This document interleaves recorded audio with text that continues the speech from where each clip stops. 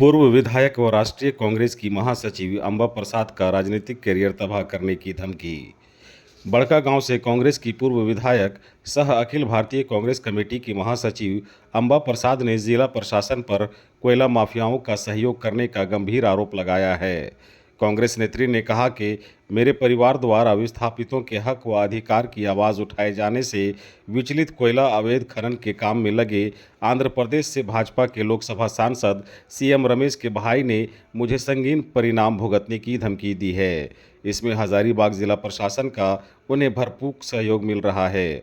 अंबा प्रसाद ने कहा कि एक जनप्रतिनिधि के साथ इस तरह का दुर्व्यवहार हो सकता है तो आम लोगों के साथ कोयला माफिया और जिला प्रशासन का रवैया कैसा होगा ये समझा जा सकता है। उन्होंने राज्य सरकार से मांग किया है कि बीजेपी का चोला पहने गुंडे कोयला माफियाओं और निरंकुश जिला प्रशासन से विस्थापितों को न्याय दिलाने के लिए ठोस कार्रवाई की जाए। पूर्व विधायिका ने अपने बयान में और भी कई प्रश्न खड़े किए हैं। उन्होंने क्या कुछ कहा है, आइए आपको सुनाते हैं। लगातार मेरे पूर्व मंत्री श्री योगेंद्र साहब आवाज उठाए, उनको भी जेल में डाला गया। पूर्व विधायक निर्मला देवी आवाज़ उठाई, उनको भी जेल डाला गया। मैं भी इसके जो वहाँ पे इलीगल माइनिंग हो रही है, अवैध खनन हो रहा है, उसके खिलाफ हम भी आवाज़ उठाएं। तो आप लोगों को बताना चाहती हूँ कि इस तरह के इलीगल माइनिंग करने वाले कंपनी में एक कंपनी जो ऋत्विक है, जो कि जिसके मालिक हैं सीएम रमेश, जो भाजपा से सांसद हैं आंध्र प्रदेश से, और 2000 किलोमीटर से चल के वो यहाँ झारखंड में खनन करने आते हैं। और जब मैं उनके अवैध जो इलीगल माइनिंग अवैध खनन के खिलाफ मैं आवाज़ उठाई तो मुझे वो फ़ोन करके उनके भाई धमकी दिए, और जो धमकी दिए मैं आप लोगों के समक्ष ये चीज़ पेश करना चाहती हूँ।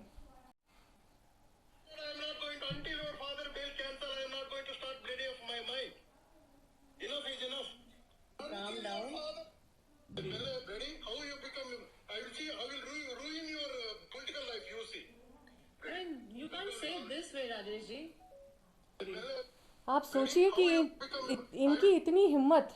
हमारे झारखंड में बीजेपी की सरकार नहीं है, हमारे झारखंड में इंडिया गठबंधन, हमारे झारखंड में जेएमएम कांग्रेस के गठबंधन की सरकार है। मैं राष्ट्रीय सचिव कांग्रेस की हूँ, और उसके बाद भी एक महिला को, एक पूर्व विधायक को, वो एमडीओ जो मतलब ऋत्विक के मालिक हैं, उसके भाई मुझे कॉल करके धमकी दे रहे हैं कि मेरे राजनीतिक करियर को तबाह कर देंगे, मेरे पिता को जेल में डाल देंगे। इतना कॉन्फिडेंस जो दिखा रहे हैं, ये एक बहुत बड़ा सवालिया निशान खड़ा करता है पुलिस प्रशासन पे कि क्या हज़ारीबाग के प्रशासन सीएम रमेश, सीएम राजेश के साथ मिले हुए हैं? क्या उनके अवैध खनन को इतना संरक्षण मिल रहा है?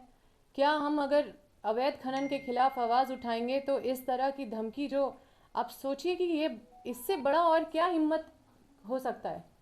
एक मतलब भाजपा के सांसद, उनके भाई, उनका मिल के वहाँ पे ऋत्विक में अवैध खनन का काम कर रहे हैं, और वहाँ पे लोगों को ना मुआवजा दे रहे हैं, वहाँ पे दलालों को रख के कुछ भी मतलब रेट फिक्स कर दिया जाता है, 100 रुपया ले लो या 200 रुपया ले लो, सब्जी बाजार जैसा एकदम ऐसे ऐसे अन्याय लोगों के साथ किया जा रहा है। और उनके पक्ष में, जनता के पक्ष में अगर अवैध खनन के खिलाफ आवाज़ उठाएंगे तो ये लोग इस तरह की धमकी दिए, और कल ये फ़ोन करके हमको धमकी दी, और आज मेरे घर में 400 पुलिस के फोर्स गई, मेरे ड्राइवर को उठा लिया गया। आप सोचिए कि ये मुझे कल, मतलब इसका मतलब है कि इनके इशारे पे पूरा प्रशासन काम कर रहा है। इसका मतलब कि प्रशासन कंपनी का लठैत बना हुआ है।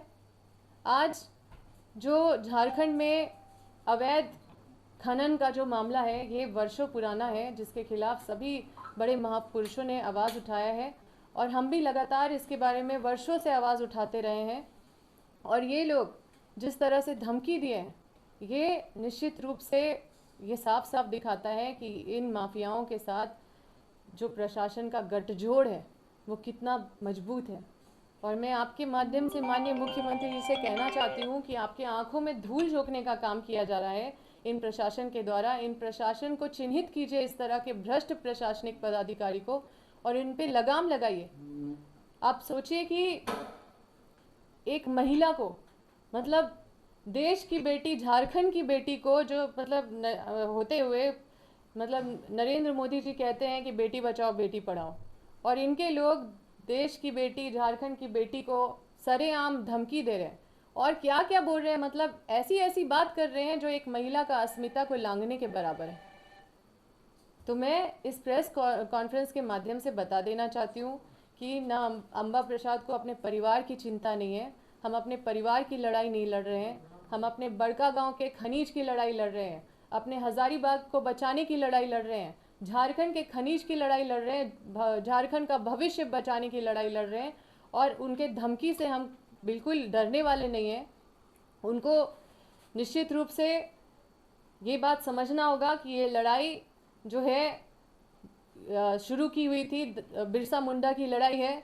ये जो उनका सपना है उसको बचाने की लड़ाई है, जो स्वर्गीय शिबू सोरेन है उनके सपनों की को बचाने की लड़ाई है। ये झारखंड के भविष्य को बचाने की लड़ाई। वो आंध्र प्रदेश से सांसद है, पहले राज्यसभा मेंबर थे, अभी लोकसभा मेंबर है।